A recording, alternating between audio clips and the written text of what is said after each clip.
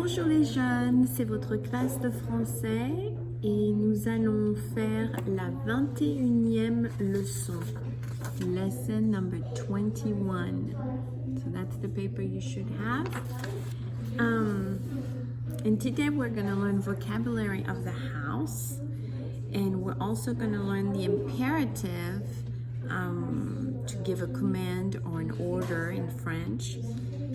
And then we'll go on and learn our dialogue. So the first thing we're going to do is we are going to learn our proverbe. So, il faut manger pour vivre et non vivre pour manger. So, try to repeat. I'm going to say it one more time and then try to repeat. Il faut manger pour vivre et non vivre pour manger. So it is necessary to eat to live, not to live to eat.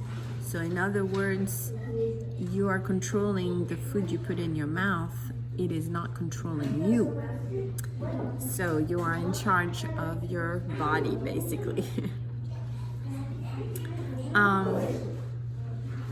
Okay, so it's pretty self-explanatory. Now notice il faut. And I'm going to start with that. And you can go to the grammar section so we can look at it right here. Il faut. And this is to say one must do something or it is necessary to do something.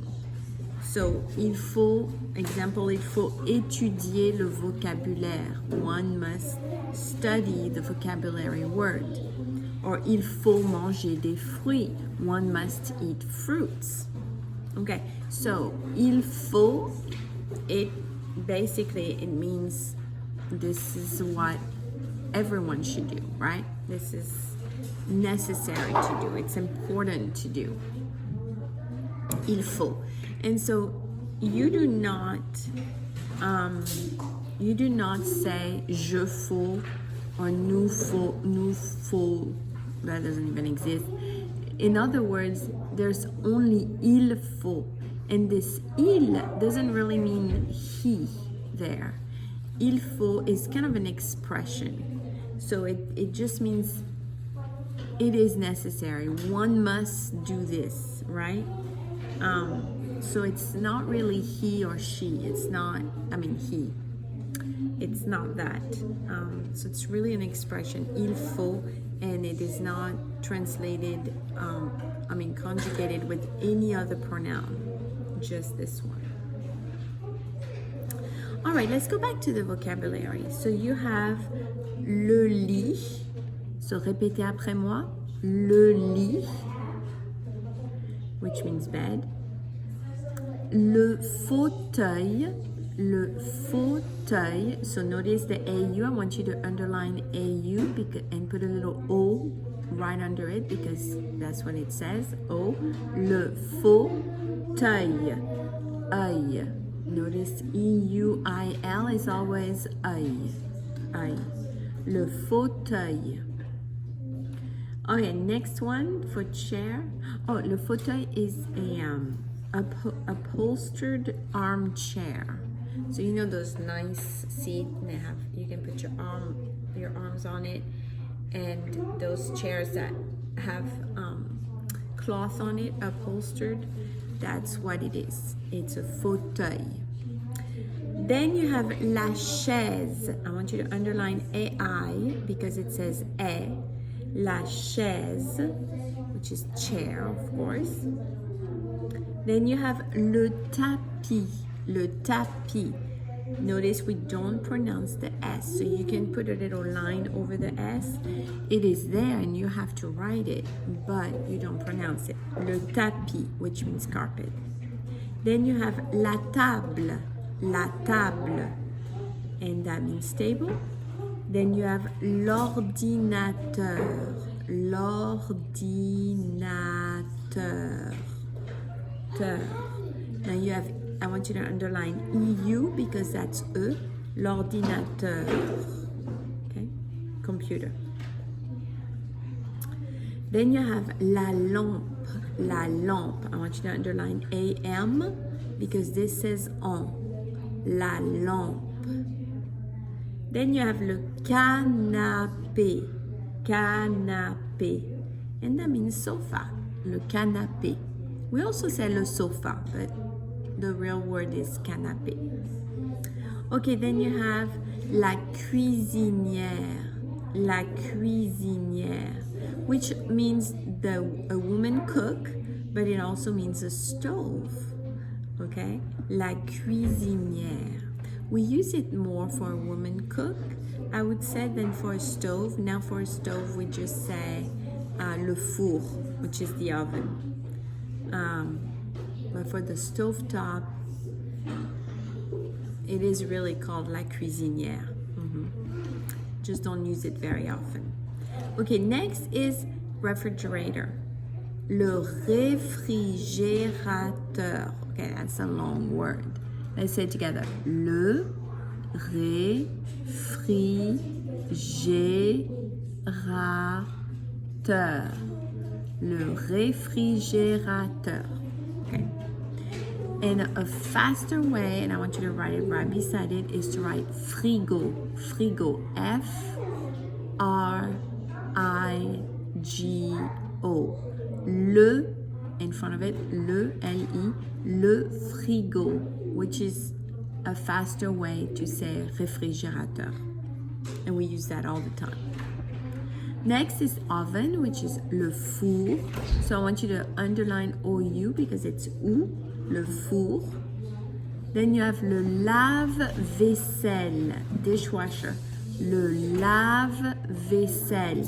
So vaisselle is, I want you to underline AI, le lave-vaisselle. Notice it's A, le lave-vaisselle. Then you have the microwave. Le micro-ondes. Do you see me over here? Why are you coming here? It's in the bag. Yes. Okay. Microwave is le micro-ondes. Le micro-ondes. I want you to underline O-N of onde. It's on, very nasal. On. Le micro-ondes. We don't pronounce the S, so you can put a line through it. Then the sink for the dishes is l'évier. L'évier. But if you say the sink in the bathroom, it has a different word. It's le lavabo. I want you to write this under the last word on the list right here. I want you to write le lavabo. So it's L-A-V-A-B-O. Le lavabo. And that means the sink in the bathroom. We don't say l'évier for that sink. Okay, l'évier is the one in the kitchen to wash dishes. Okay, number 15, you have le congélateur. Congélateur, which means freezer. And sometimes we say le congèle. So that's kind of le frigo for fridge, and then le congèle for the freezer to make it shorter. Okay, very good. So I want you to practice those words. You can even put Post-it around your house with the words on it so that you can remember every time you go to the freezer, you can see, oh, le congèle or le congélateur. Okay, so this is a great way to learn French words and to remind yourself. So this week, I would highly encourage you to do that with Post-its. Okay, grammar. So this is the imperative tense, which is the tense that is used to give a command or an order. So for tu, So for tu, we're not going to pronounce tu, of course. We're just going to say the verb. But for when you write it, for the verb that are in ER, you actually do not put the S. Okay, so you drop the S when you're saying tu, but you're not saying it, correct? You're meaning it, but you're not saying it. I'll show you an example. So for instance, you have for nous and vous, it stays the same. The verb is conjugated the same way. Okay? Now there's two exceptions. It's être et avoir. For être, it's going to be soit. Like I could tell my son to be kind. And so I would say, sois gentil, right? So I'm telling him to be kind. But it's conjugated. Then I could say, let's be kind, right? Soyons gentils, soyons gentils. And then if I talk to a group of kids, or, you know, I wouldn't give an order to somebody I don't know. But if, but let's say I'm in a store and this lady that I don't know start talking really mean to somebody, I might say, Madame, soyez gentille. Or maybe she's talking very meanly to me. I might tell her, Madame, soyez gentille. Like, ma'am, be kind. You know, I might say it in a kind manner, but, or if I talk to a group of kids and they're being mean, I'll say, soyez gentil, s'il vous plaît. Okay? All right, so then for avoir, you have est, you have ayons for nous, and you have ayez for vous. So I could say to my son, if he has a bad attitude, I could say, aie une bonne attitude. Aie une bonne attitude. Like, have a good attitude, right? Or I could say, if we're part of a group and everybody's being mean, I could say, ayons une bonne attitude. Like, let's have a good attitude. And then to a group, ayez une bonne attitude. Okay, does that make sense? I hope this makes sense. Now, let's look at an imperative with a verb that we have learned before. For instance, let's do écouter, to listen. So you would say, écoute, écoute. Now, would you put an S there? No, you wouldn't, because all the verb in ER, you drop the S. So, écoute. Okay, and then if you wanted to say, let's listen, you would say, écoutons, écoutons. And if you were talking to a group, and you would say, listen to your teacher. Écoutez votre professeur.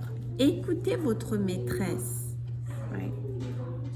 Okay, very good. So I think you understand, okay? It's gonna take a little while, but like for other verbs that are not ER verbs, you do keep the S for to, okay? It's just for the verb in ER. All right, let's look at the dialogue. Il faut laver la vaisselle dans l'évier. Mais non, je préfère le lave-vaisselle, c'est plus facile.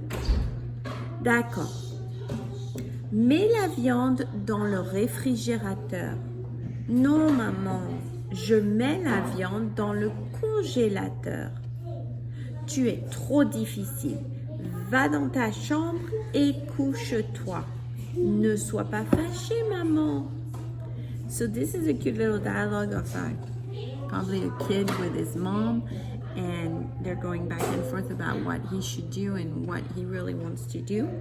So for this dialogue, I think I want you to be in a team of two, and I want you to learn this dialogue by heart. And I want you to write another dialogue. I want you to learn this one by heart, and I want one of you to ask the questions, or to say the first sentence, and then the second one to answer, and then vice versa.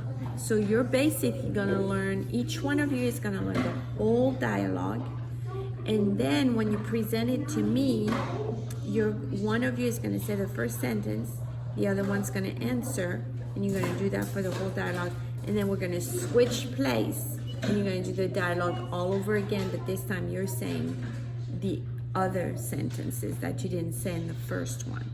Does that make sense? I hope it does. Okay, so you will have to work on that after you answer these questions in the back of your paper.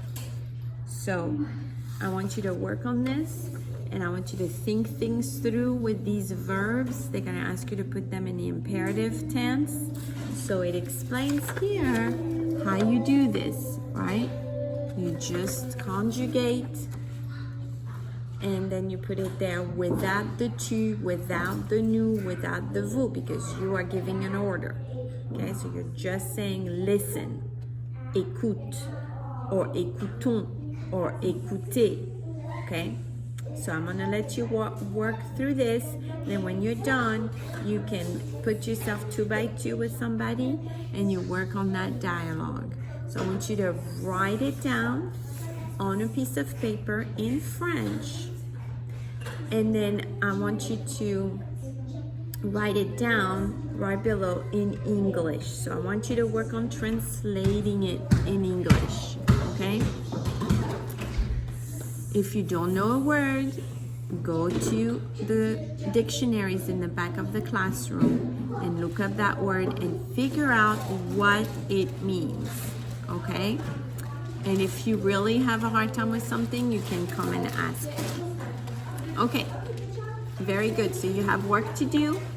You're going to work on your questions in the back, fill this up, and you're going to work on your dialogue. Okay, that is it for today. Au revoir les jeunes.